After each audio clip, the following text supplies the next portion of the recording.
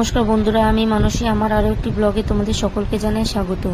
এখন বাজে সকাল 9টা আর আমরা এই যে বেরিয়ে পড়েছি আলিবাগ যাওয়ার উদ্দেশ্যে। এই যে আমাদের গাড়ি চলে এসছে, আমরা এখান থেকে গাড়ি ভাড়া করে যাচ্ছি আলিবাগে। আমাদের বেরোনোর কথা ছিল সকাল 8টায়, কিন্তু ঘুম থেকে উঠে ফ্রেশ হতে হতে লেট হয়ে গেছে। তো আমরা এখন এই যে বেরোচ্ছি। তো চলো তোমরা ব্লগটা কন্টিনিউ দেখতে থাকো। রাস্তায় যেতে যেতে এরকম পাহাড় দেখে পুরো দার্জিলিং এর মতো লাগছিল। দেখো দেখতেও কতটা সুন্দর লাগছে পাহাড়গুলো।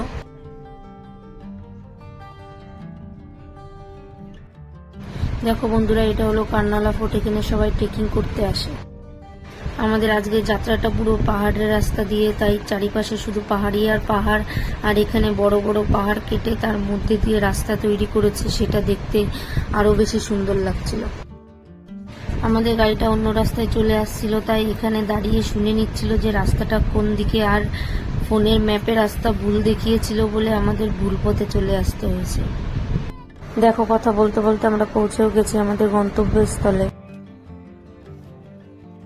আমরা গাড়ি থেকে নেমে হেঁটে যাচ্ছি। এখান থেকে বাবাই, মা আর মাসির জন্য সানগ্লাস কিনে নিয়েছি। আমাদের ড্রাইভার কাকুটা খুবই ভালো ছিল। উনি আগে গিয়ে লাইনে দাঁড়িয়ে আমাদের বোর্ডে ওঠার টিকিট কেটে দিয়েছিল, এমনকি আমাদের বোর্ডে উঠিয়ে পর্যন্ত দিয়ে আসছে। আমরা বোর্ডে উঠছি এখন। আমরা বোর্ডে উঠে যাব এখন মুরুড জাঞ্জিরা ফোর্ট। আলিবাগে আসলে সবাই এখানে ঘুরতে আসে।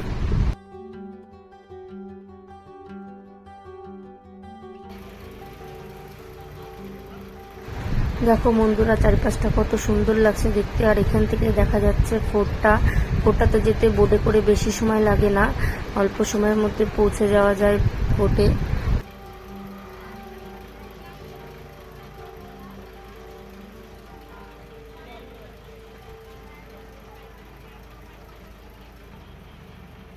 এই যে আমরা পৌঁছে গেছি ফোর্টটার ওখানে। আর এখান থেকে আমরা এখন ছোট বোটে করে গেটের সামনে যাব, কারণ বড় বোট ওই গেটের সামনে যেতে পারে না, ওখানে জল কম থাকার জন্য ছোট বোটে করে যেতে হয়। এই যে আমরা এখন ছোট বোটটায় উঠে পড়েছি।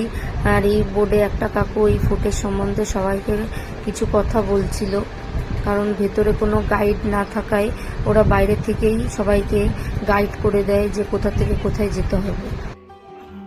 এই যে আমরা বোট থেকে নেমে ভেতরে ঢুকে গেছি। আর এই ফোর্টের 3টে বিশেষত্ব আছে। এই ফোর্টের প্রথম বিশেষত্ব হলো আমরা যেই গেট দিয়ে ভেতরে ঢুকলাম সেই গেটটা বাইরে দিয়ে দেখা যায় না, বোর্ডে করে ফোর্টের সামনে আসলেই তবেই গেটটা দেখা যাবে।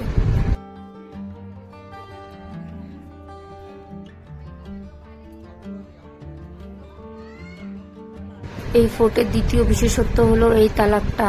এরকম এখানে 2টো তালাব আছে, দুটোতেই মিষ্টি জল। এটা দেখতেই পাচ্ছ, এটা হলো 3টে সমাধি। সামনে যে ঘরটা দেখতে পাচ্ছ বন্ধুরা, এটা হলো এখানকার রাজা সিদ্ধি জোয়ারের রাজমহল ছিল।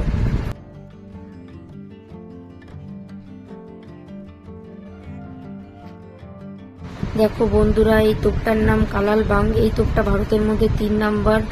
আর এই তোপটা সারাদিন রোদে থেকেও কখনো গরম হয় না, কারণ এই তোপটা পঞ্চধাতু দিয়ে তৈরি। এই ফোর্টের তৃতীয় বিশেষত্ব হলো এই ফোর্টের দেয়ালগুলোর জয়েন্ট এখনো পর্যন্ত ভাঙেনি, কারণ এই ফোর্টের দেওয়ালের জয়েন্টগুলো বানিয়েছে সমুদ্রের রেত, চুন, সীসা আর গুড় দিয়ে। তাহলে ভাবতে পারছো কতটা মজবুত করে বানিয়েছে দেওয়ালগুলো, আর এখনো কতটা মজবুত রয়েছে।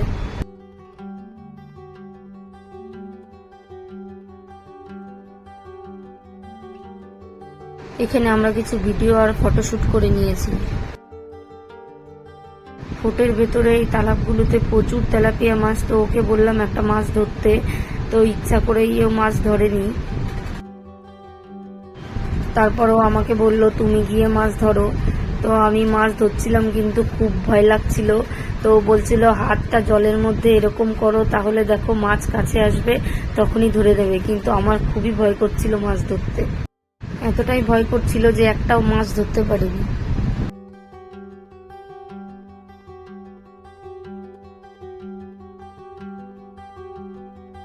বন্ধুরা দেখো, ফোর্টের একদম উপর থেকে ফোর্টের চারিপাশটা কতটা সুন্দর লাগছে দেখতে।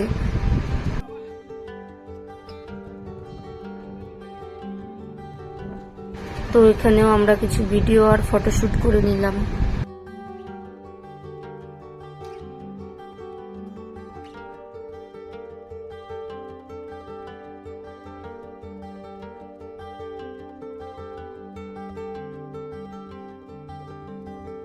এটা হলো আর একটা মিষ্টি জলের তালাব। এটার মধ্যে আমরা যে বোটে করে আসলাম সেরকম বোট 3টে চলতে পারবে, এত বড় তালাবটা। এই মহারাষ্ট্রের সবাই শিবাজি মহারাজকে ভগবান হিসেবে মানেন, তাই ফোর্ট থেকে ফেরার পথে সবাই শিবাজি মহারাজের জয় জয়কার করছিল।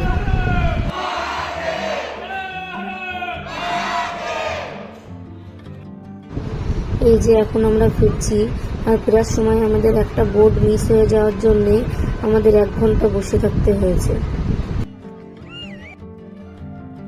এই যে আমরা এখন জাঞ্জিরা ফোর্ট থেকে আলিবাগের কাশিম বিচে চলে এসেছি, আর দেখো সানসেটটা দেখতে কতটা সুন্দর লাগছে। দিনের শেষে আলিবাগের এই কাশিম বিচে আসায় মনে হচ্ছে আজকের ঘোরাটা সার্থক হয়েছে। আর বাবাই আজ প্রথম সমুদ্রে এসে খুবই আনন্দ পাচ্ছিল আর ভীষণ মজা করছিল, ও সমুদ্র থেকে তো উঠতেই চাইছিল না।